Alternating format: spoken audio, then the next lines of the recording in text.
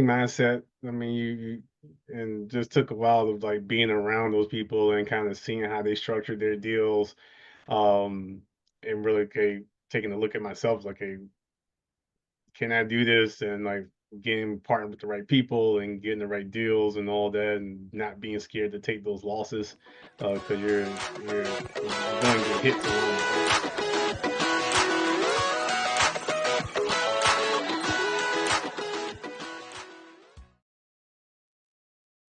Hello, welcome to today's episode of the Nightfire Podcast. Today we have a special guest, Mr. Larry Pendleton, the Investor CPA. If you have not heard of him, go look him up.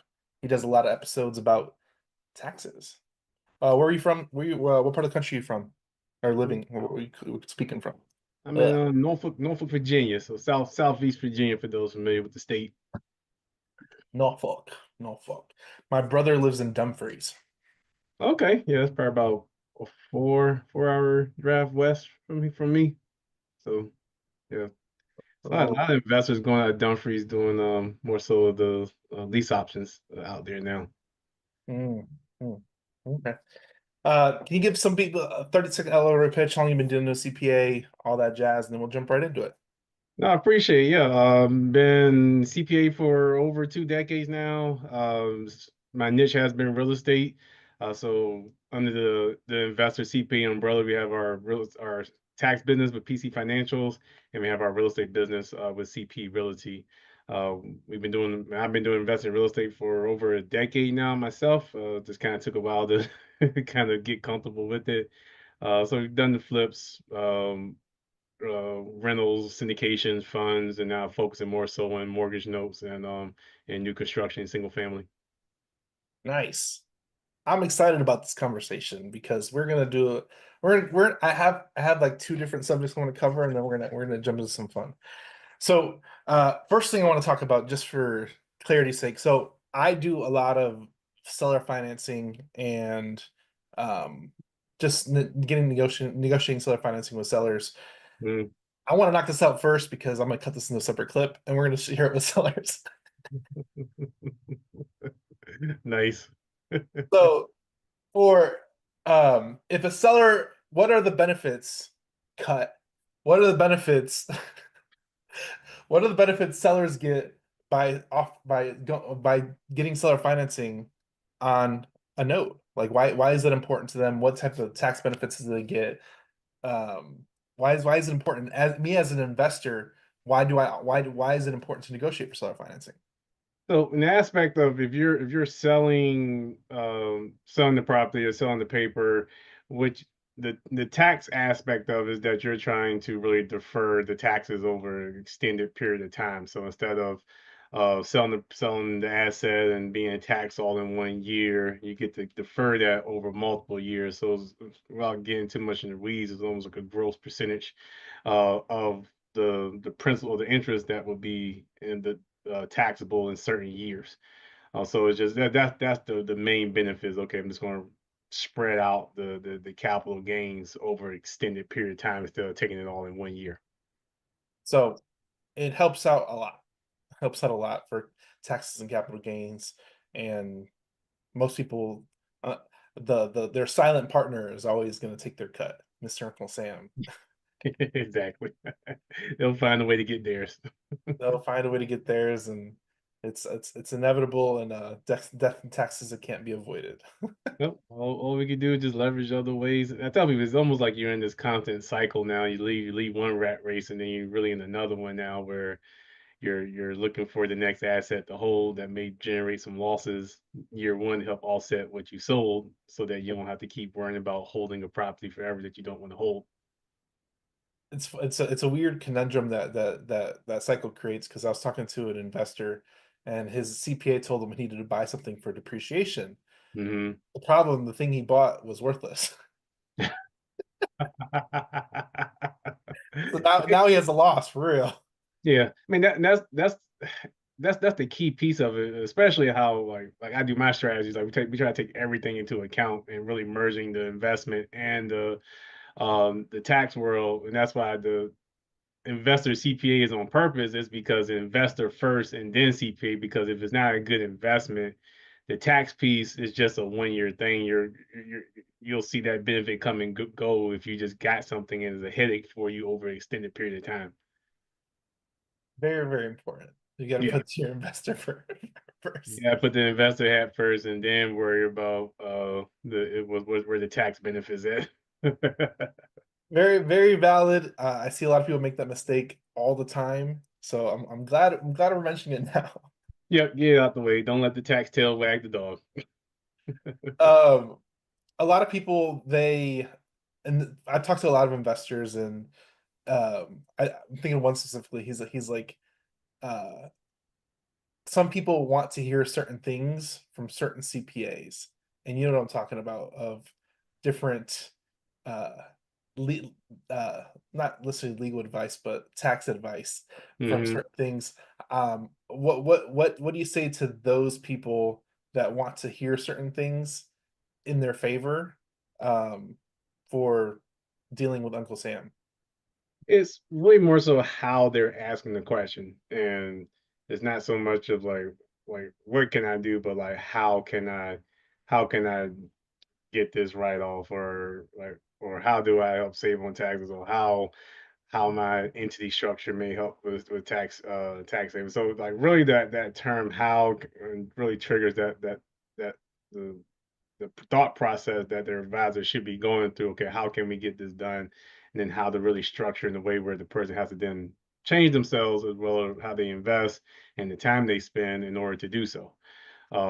Like for example, like people who have full-time W jobs but have long-term rentals, they may not be able to claim bonus depreciation. But the question how was like, well, you really have to change your investment at that point. It may not be directly like if change how you renting out that property, because you're not just going to up and leave your job. If you can, you would have done so, done so already.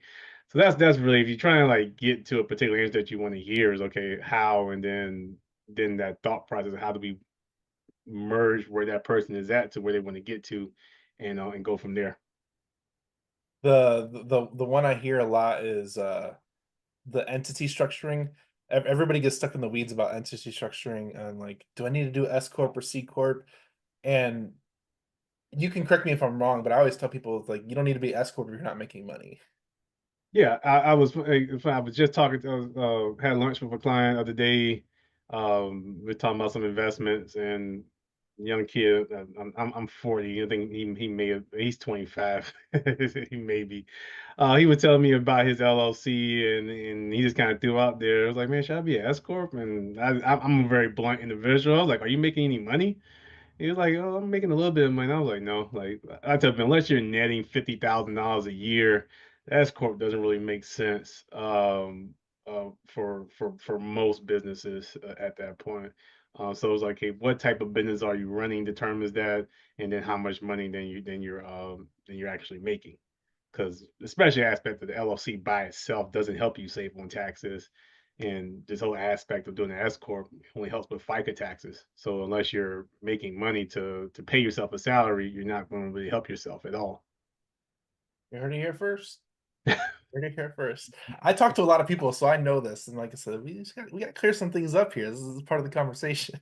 Yeah, yeah, just get to the straight to the point. Like, yeah, everyone kind of there was a point in time everybody was overselling LLCs and overselling the tax benefits, and people weren't seeing it.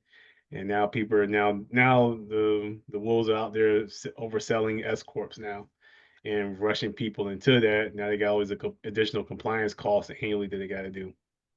Mm, there you go. So 10, you said 20 years in the business, 10 years as an investor.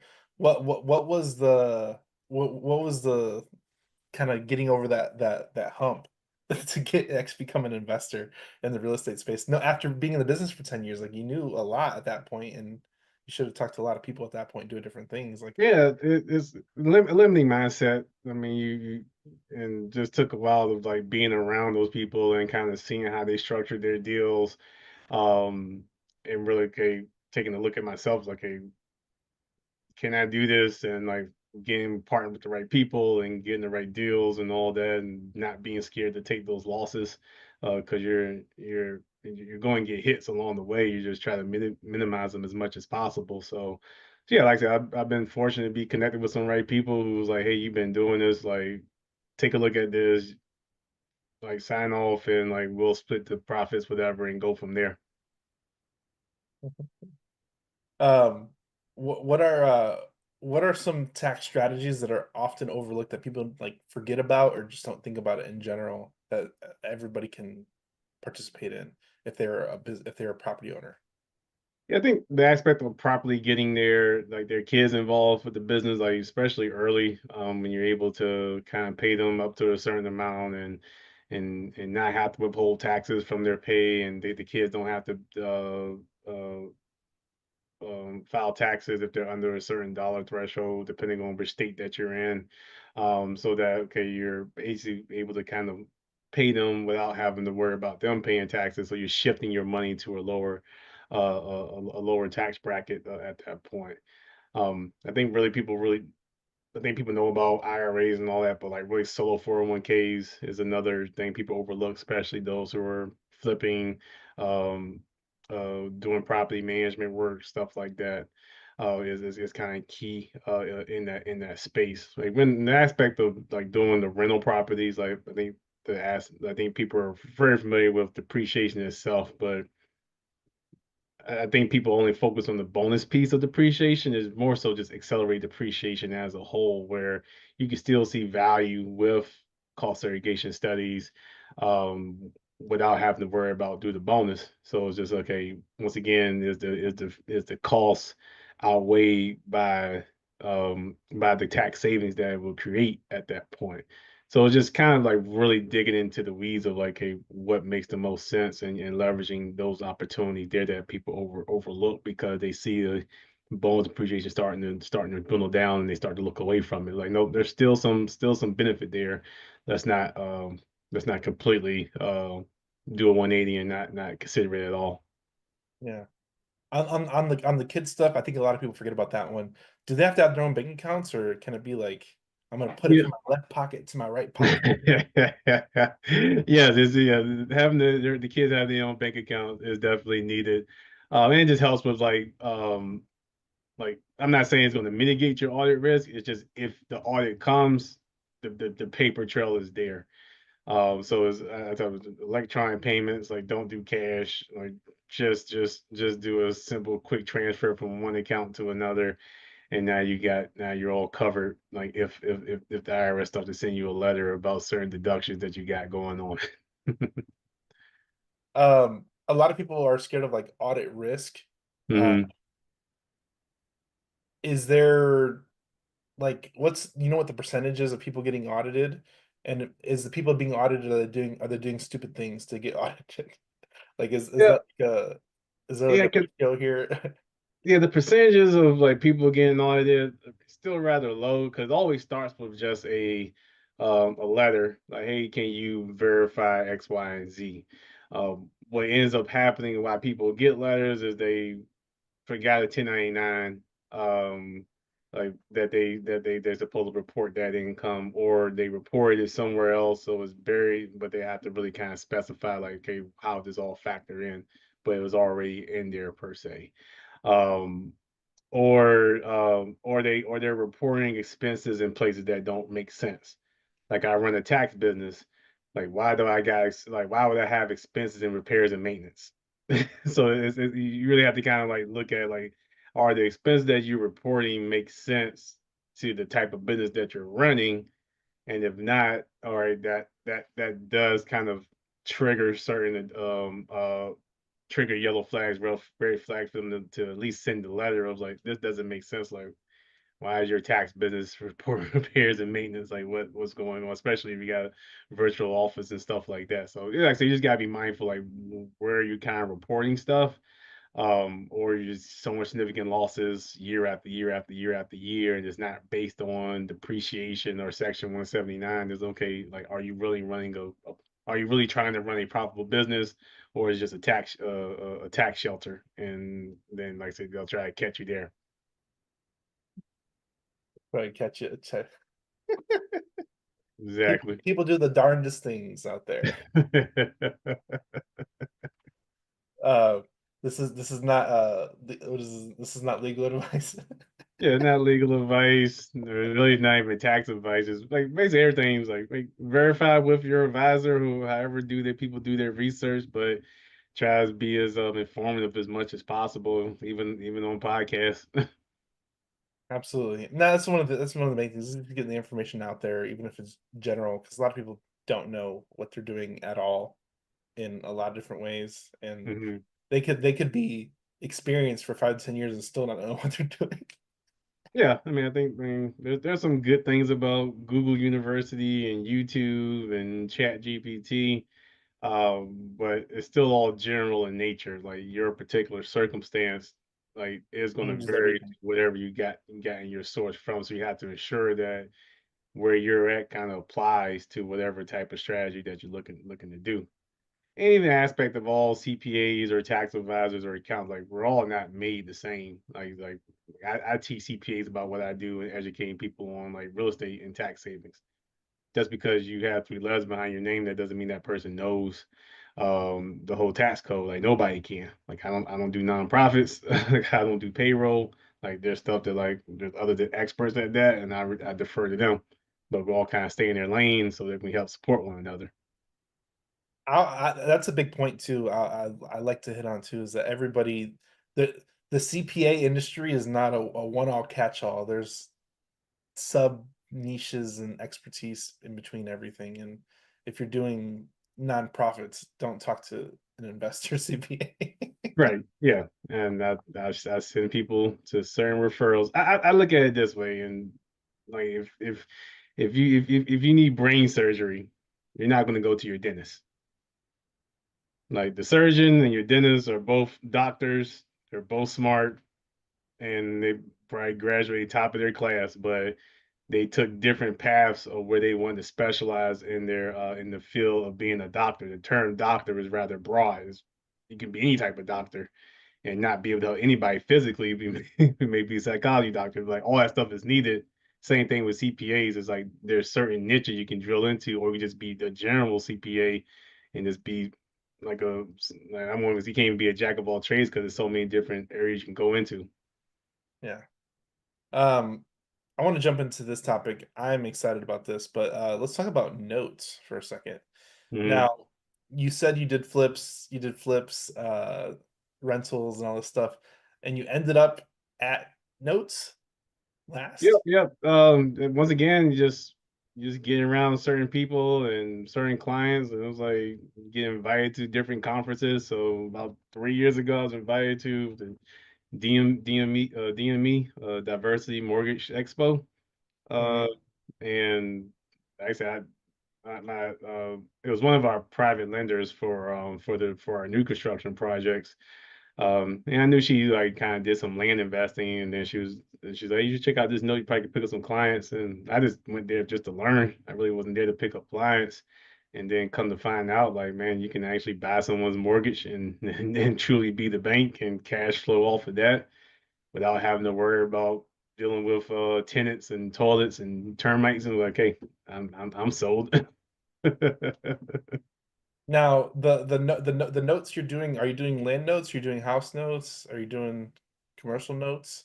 Most of the ones I've done or the ones I've done so far have been land and single family uh, mortgage notes. Okay. So, I'm a big fan of notes. I love notes. I mess with notes all the time. I was doing stuff with notes this morning. Um, notes is fun. Okay, so for people that don't know about notes, it's really cool you said land because I do land notes as well, mostly. Mm, Mostly what I deal with. But housing, Fannie, Freddie, can we talk about that a little bit? And yeah, what for people that don't know? yeah. Like I say, yeah. I mean, what aspect of it just in Just general? like the general rules and commercial and uh consumer loans. Yeah, so technically, and for those like yeah, like you typically go to your larger banks, get a mortgage for your loan. The banks have probably already sold your loan before you even closed on it. And it typically it's just kind of sold in packages to large hedge funds and other banks. When '08 happened, a new market had to be created to sell some of these notes off, and where you call it the secondary market, but that's basically almost anyone at that point. Now you can't just walk into a Bank of America and ask for a tape or a list of notes. Not Uh, yet. Not yet. yeah, we'll know where everything's going, so you may be right. But typically you're going through just different communities, different brokers. Um, Everyone would still typically still prefer them to sell them as packages of other notes, some good, some bad. But but you can get them kind of cherry pick off the list, or what they call a tape of notes of there. And you're basing it off the unpaid principal balance. You may take the interest rate, what the yield you can receive, how many payment periods are left on the note, what type of discount that the seller is willing to provide at that point. Is the note performing, as in the person's continue making payments, or is it non-performing? You haven't made payments in probably three plus months from there, and just kind of know what strategies work for you at this time. Like I said, all the ones I've done have been performing. I'm actually looking to kind of get into non-performing. Actually want to work with somebody with experience in that space, because like I say, you put your money in, but nothing's cash flowing, but you're working with this person to get them back to reperforming there. So, but the aspect of money in, and then just kind of seeing the payments come slowly in, but it's boring, but it's a good return if you buy right on the front end. Yeah, it's bang right in the front end. The notes thing, it's a lot of people don't know about it, and they don't know how to either find it or create it in general. Most people don't even know it exists. Hmm. It doesn't even exist. But I equate it to that the banks manage trillions at scale. Yep, trillions, easily, Trillions. easily trillions. Trillions at scale. So I think little investors can handle a few 100,000, you know. Yeah, that's the best thing about it. You're trying to take your piece of whatever your financial freedom numbers require enough to get that cash flow coming in. And I mean, I prefer not to self manage. I always use Ever, sir. loan servicing company, because like I said, just there's one thing I just don't want to do is just kind of service that. I want to focus on other things from there. So same thing with It's my. the hardest part of the business, and it's so easy to just outsource it. Yeah, yeah. Especially like I said, $35, $50 a month per note. Like that's, and like if I'm still making whatever, if I'm still making the returns I'm projecting to make, even if I over project what the loan servicing fee is going to be, I feel like that's a win at that point. It's truly passive. Well, to pass to the most extent at that point. And now, I don't know if you said this, but are you creating the notes or are you buying them? I'm buying them. We've been looking into creating them. The markets that we're currently in, especially with the house that we're building, the rents don't make sense to seller finance to an investor to rent it out, and we're not set up for like Dodd-Frank regulations to sell it to the seller finance it to a homeowner. So we're kind of in this weird space of seeing rents are going to go up or actually connecting, because it's not, as you probably, there's not a lot of attorneys that actually are involved with Dodd-Frank regulations and all that. So, or the ones that do, they want stuff in larger scale. They're not really working with smaller investors. The good thing about housing is it's just easier to find a mortgage broker, and there's a million loan products out there. So it's just finding a qualified borrower, and you can pay cash. Guys, yeah. Yeah, good way to go. Good way to go. And then, like I say, yeah, then just sell the paper and move on from there. Um, no, it's a very interesting space. Now, is this like your new endeavor, the note side, or you're just kind of ticking your toe in right now currently? Like I said, we've done. I say like I took a year just to educate myself on it and just network with the right people and get into some different communities. Done about 11 so far. Some of those have paid out, or the person paid off early, so it's kind of more on the back end of the note. Or one person they sold the property, didn't get as much as they wanted, so they end up like paying us like $5,000 or $6,000 less than what the UPB was, but it was still overall, I mean, good came out to be a 14% return in 8 months. So like, okay, that can't really beat that too often. So, but yeah, so now we're trying like how to really scale up from here, bring in more people, get into different communities, see what other tapes are out there, and see if we can make the yield and returns that we're looking for. A lot of people in the note space are usually working with self-directed IRAs, Hmm. like private investors. Is that what Hmm. you're doing, or is it all privately sourced or internal cash? But for ours, it's all because we're actually like building cash flow off of it. So it's just our own cash. If we do work with others, we do have clients and other investors we know who got self-directed IRAs and that they want to kind of put the work and grow from there. Um, so it's all internal right now. Yeah, I'm trying to raise money for from self-directed IRAs to buy notes because I get sent a lot of stuff. Good place to be in. I mean, especially those who kind of fearing what happened with the market. So it's something to give them a alternative to feel comfortable with. Yeah, absolutely. Um, what is your? You said you're trying to get non-performing notes as well. Yeah, yeah. Let's say still kind of try and connect with the right people on kind of seeing that process all the way through. But yeah, so non-performing would be something interesting to get into as well. Seconds, or you're avoiding that completely like the plague? Depends on the like I said, depends on the equity in the deal. So like if there's no equity, then like I said, I don't overly fear seconds from that standpoint. Okay, I gotcha.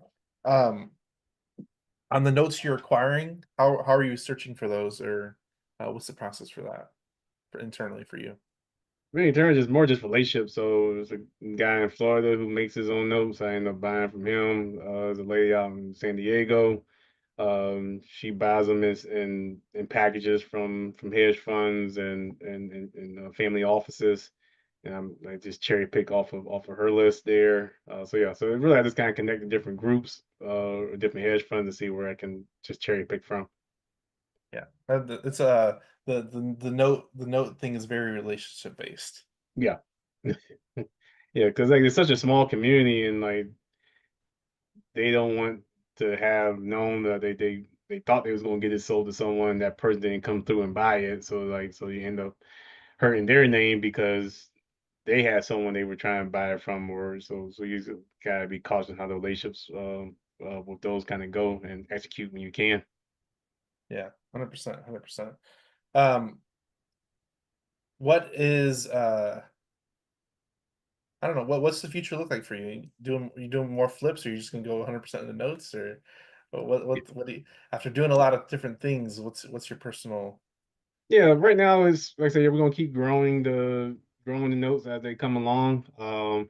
We're still acquiring a lot of land to build on, and more so working with cities on how to bring attainable home ownership for their police officers and teachers and just other people that actually make the city run from there. So, a bit of a passion project of ours that we can still profit from and grow from there. So, yeah, more new construction and more notes, and then like I said, as for the tax side, I mean, we're just constantly still right sizing the company. Like I say we'll hear out anyone to see if it's a good fit, but just scaling it in a way that makes sense as it now becomes a huge focus for me there.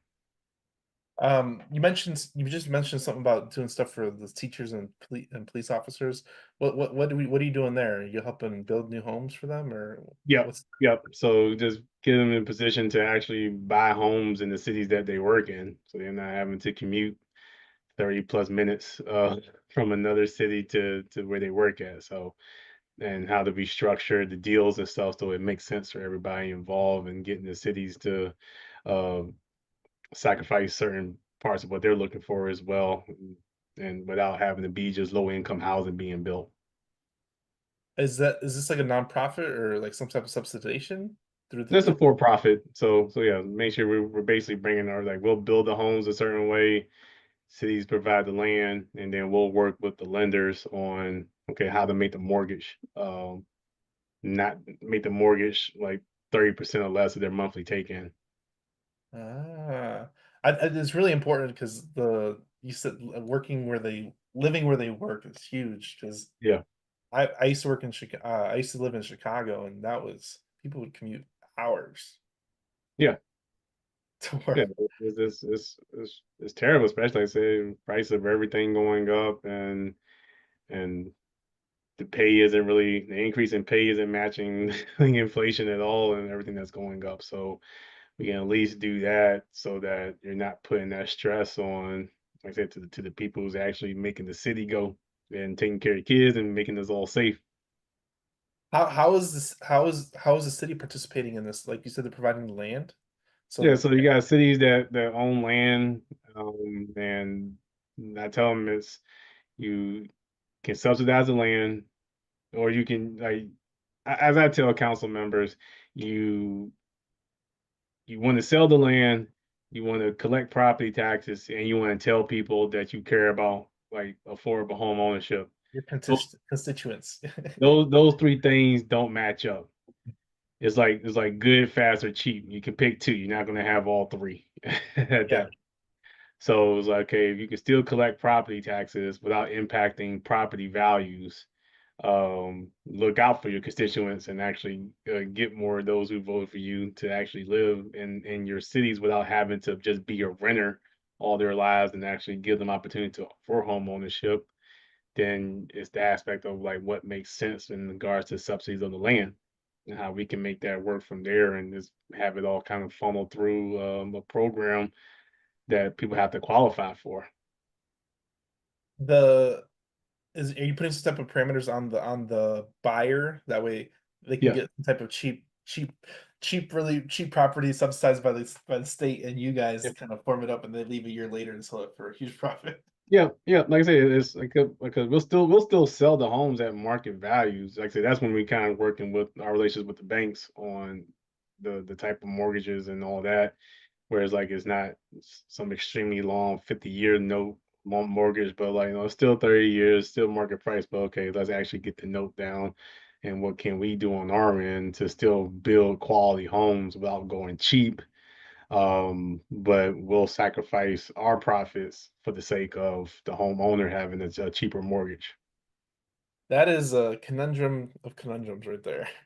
Yeah, like I say, it's just the aspect of running the numbers and making sense. And then once you actually see it and then present it to all the stakeholders, all right, the developers and the cities have to be the one to take a sacrifice. How can they take a sacrifice without turning into a nonprofit? Then you now is then focus on you making your true numbers. You're really making your numbers off of volume instead of just these one big hits because you bought this house or because you sold this house per se. Yeah, Virginia's houses are expensive.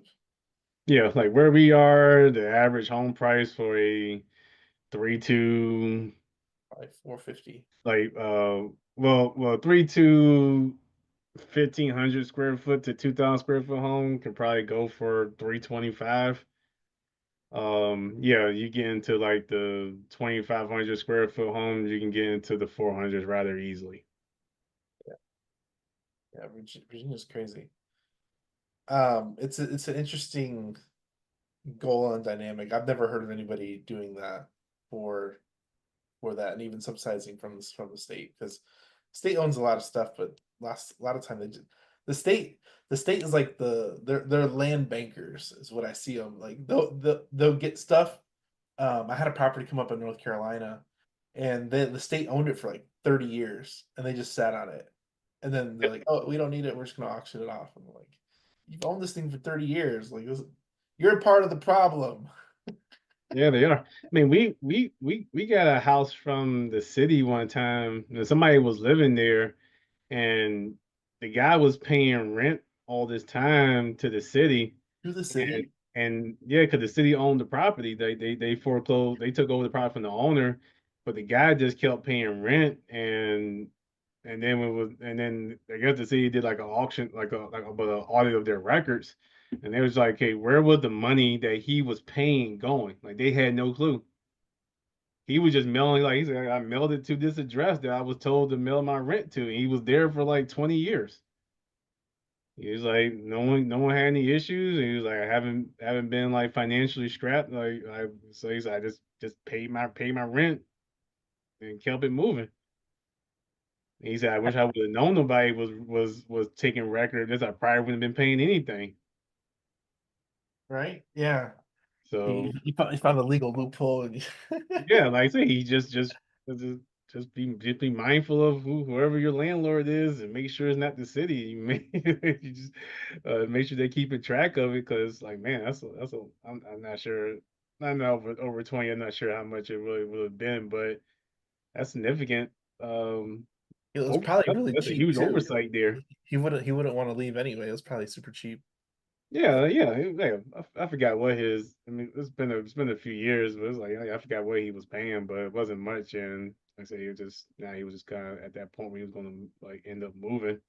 Anyway, it was just happening weird timing of us coming to buy it and him like looking to like potentially move, and Yeah, like he said, they never re-signed the lease. He just thought it was evergreen, and then just kept paying over over for 20 years.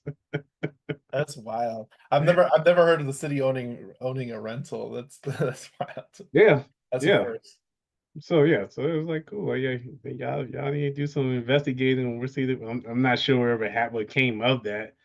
I'm pretty sure they just kind of just chucked it to like whatever and just keeping quiet on it. This has been a very interesting episode. I appreciate you coming on. Where can people find you online? And what's yeah, we'll start. We'll have one more question after that. Go ahead. Yeah, I'm on Facebook, I'm on Instagram, I'm on LinkedIn, Larry Pendleton CPA. You can catch me on my landing page, theinvestorcpa.com. If they're watching, they can scan the QR code. That'll take them there as well. Yeah, so looking forward to connecting and seeing how I can be of value. Last question. What is a quote that is yours or somebody else's that you resonate with? I'm paraphrasing here, um, because it's from Dan Sullivan's book, Who Not How, Hmm. and the premise of it is that if you can achieve your goals by yourself, your goals are too small. And since reading that, and okay, like bringing in the right people from the tax business, bringing in more people from the real estate side, like just seeing how everything has kind of grown in the right direction, knowing that I needed help, we needed help to do bigger things. And just trying to do everything ourselves wasn't it's not the right way to do it. Team effort. Business is a team sport. Exactly. There you go. For everybody here, go like, share, subscribe. Go check out Larry on all the platforms. We'll see you in the next episode. Thanks, guys.